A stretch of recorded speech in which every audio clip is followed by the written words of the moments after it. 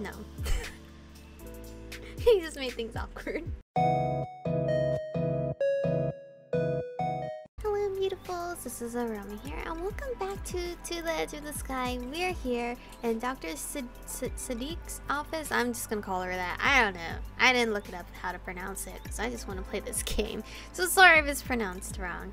She's gonna tell us a treatment for our problems here. Perhaps you would like to try it. Really? Sure, yeah, anything if it helps. What is it? A form of something called EFT, Emotional Freedom Therapy. The therapies for what you're experiencing are based on the idea that the negative thoughts, feelings, and behaviors you're experiencing are the result of unprocessed memories. Unprocessed memories?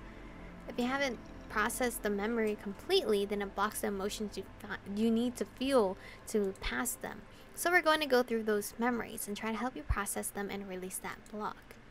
Hopefully we'll then be able to get rid of the negative feelings you're having altogether, so that a bad memory just becomes a memory. Is that okay? I nod. How do you do that? You're gonna put a thing on my head and then we're gonna look at our memories or something? It sounds a little scary to go back through it again, but it does make sense. Here, hold out your hand like this. She shows me how to position my hand palm down and demonstrates the movement I will be doing. I feel like my voice is about to disappear. I mimic her as a test, moving my pointer finger towards my palm and back before switching fingers. First, thinking about the event that upset you the most. I can't stop a frown from coming to my face. I don't really want to think about it. It's alright, don't worry. You can do this. She smiles so reassuringly that I don't hesitate to take a deep breath this time. I think back to the moment that hurts the most. Now, Dr. Sadiq instructs me to move my fingers in a certain pattern as I recall the memory. It's bad, at first. The memory is harsh and vivid, and I feel the same fear and helplessness as before. I nearly back out of it all a few seconds in. The memory hurts so much, but as I move my fingers, the distraction of it seems to lessen the fear I feel. It takes several tries with breaks in between each attempt, but she coaches me the whole way. And soon, I don't feel as bad when I remember that moment. I'm able to look back without as much fear as before. I don't feel as helpless. After several minutes, I notice Dr. Sadiq looking happier as she hands me a cup of tea. You're not sitting as stiffly now. How do you feel now as compared to when you first walked in? How do I feel? I think back to the mission how I felt before and compare it to now. I feel better. Definitely less stressed now. Dr. Sadiq nods and smiles wider. Are you ready to tackle the other things bothering you then? A lot went on in your mission and we have plenty of time to address them. I nod, feeling more confident than when I first came in. Let's do it! Feeling lighter after my session, I step out into the corridor. Dr. Sadiq said that she would want to see me again soon. She also reminded me that her office schedule can be checked through the network, just in case I want to drop by when there's an open slot. I wonder just how long I would have dealt with that on my own if Dr. Sadiq hadn't been there to help me. That's some fast, therapy session, to help you cure that fast. Man, future. My stomach turns at the thought and I let out a sigh, but she did, and I'm fine. I look around me, stepping out of the way of people hurrying down the hall. What should I do now? Dr. Sadiq mentioned there's a combat simulation room. It would be better to try a mission before having to go into a real one. Well, I'm not doing anything right now, and I don't want the thoughts to come back. Alright, let's do it. With that in mind, I set the location on my arrow and set off for the sim room. Looks like a club. When I step into the room, I do a double take on my arrow indicator. Make sure this is the right place. It certainly is. Lively. Could this really be it? I'm leaning my head outside the door to check the nameplate when I hear a familiar voice.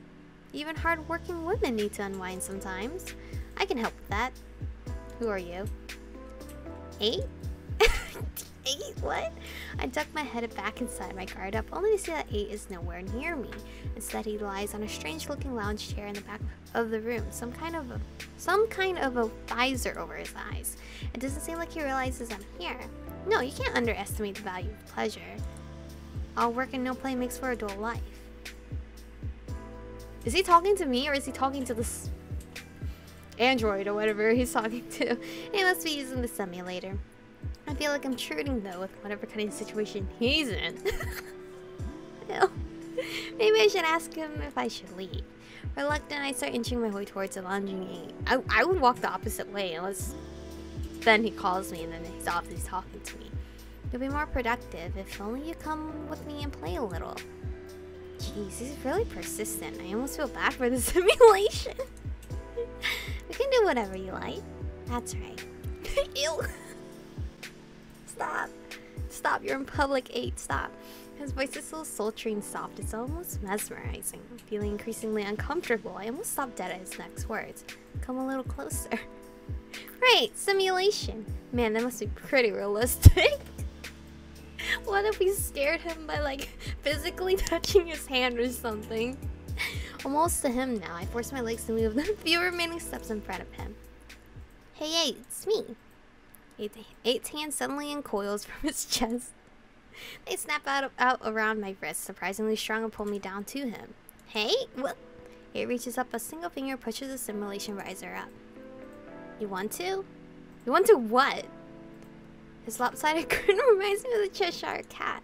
I begin to pull away and start to reply, but 8's eyes flash. 8 officially has a CG, not CG.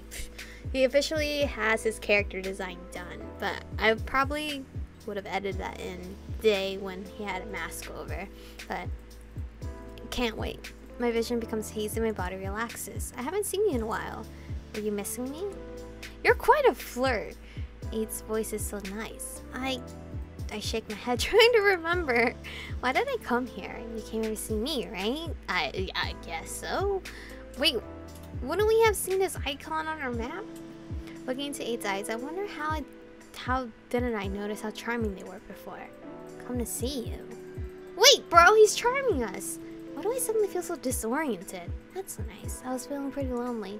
There's a premium choice, but I don't know if it's bugged out because we don't have his character art anymore. You were too, right? I know you haven't left your room in days. I guess I have been. That much is true. That's true. So, want to partner up? This time it'll be just you and me. Partner up in what? Are you beating baddies in a visual game or something? Sure, I guess. Resist 8, give in to 8? Sure. I mean, we're falling in love with every guy so far. Whatever. Here's for the girls that love 8. Doing it for you guys. I shake my head trying to clear the haze, but it's no good. I don't know who to go for anymore. There's this thing just feels like biting every cell in my body right now. That could be nice. That's right, so let's get to know each other better. No. He just made things awkward. 8 looks to slip, drawing my attention to them. Excuse me, I didn't ask for that. I lean in closer. Excuse me? The hell are you two doing? The voice startles me so bad. Is this 6? Startles me so bad I straight roll off of 8, falling to the ground. Ow. Oh, thank God 6 came through. 6 came through. 8 sits up straighter as 6 enters the room. 6. Hi. I sit up and look up at 6 in front of me, feeling confused and ashamed all at once. 6 reaches out a hand to me, shaking his head. This kind of thing isn't tolerated within Phase's walls. If you two want to mess around, maybe the sim room isn't the best place? I bashfully take his hand and he easily pulls me up. But when he does, he pulls me a little towards himself and away from me. I grab my head. What the hell was I doing? 6 looks at 8. Aren't you supposed to be here to train with a simulator? Well, I was. So, did I miss something? The 7 here is simulation now. No. No, 6. Apologize to her. Sorry, 7. Good job. 6 grabs my arm. Come on, 7. Huh? Am I in trouble too? I can't help but feel like a child that was caught doing something naughty. Well, I mean, technically we were almost doing something. 6 just laughs. But we were in a trance. Wait, shouldn't he not be allowed to do that to his own teammates? Maybe, but I meant so we can see Ross gay. Oh, do you have a mission with 7? Maybe. Let's go see 7. Thoroughly bewildered at everything that just happened, I let 6 drag me out of the sim room. Good luck, guys. 6 and I walked to the end of the hall to the elevator. I don't know what the premium choice was. I assumed before the whole they had to change the character designs, there was probably something there, but I missed it. A little scene with 8 left me feeling unsettled. I can't figure it out, or maybe I just don't want to. But what's he trying to do back there, really? I don't know, he was trying to have some relaxation time. Next time, you should try to resist him a little more, eh? It might turn out better. I looked down feeling ashamed. Really? Really now? Let's resist. There's a heavy, hazy feeling dragging me down, but there's no way in hell I'm doing this. My stubbornness is stronger. Sorry. Huh? But I'm off duty right now. I break his hold on my wrist and grab his instead, squeezing. Back off with the ogs, or I'll have to hurt you. A looks surprised and chuckles softly. Relax, I'm just trying to help you out. I told you to be watchful of your surroundings. If even I could sneak up on you, didn't I? I narrow my eyes at 8 and his annoyingly soften. People who resist are more interesting to me. Obviously. He likes to play around. Ugh, have you ever heard of boundaries or consent? Do you mean persuade? Are you serious? I don't even know what to say to that. So, considering our position, you sure you haven't changed your mind? Ugh, definitely not. I push myself off 8, uncaring wherever my knee might have dug into, and stand up. What gives you the right to use your ogs on me? 8 shrugs. What gives me the right to use them on anyone? What gives you the right to use yours? That's not the same, isn't it?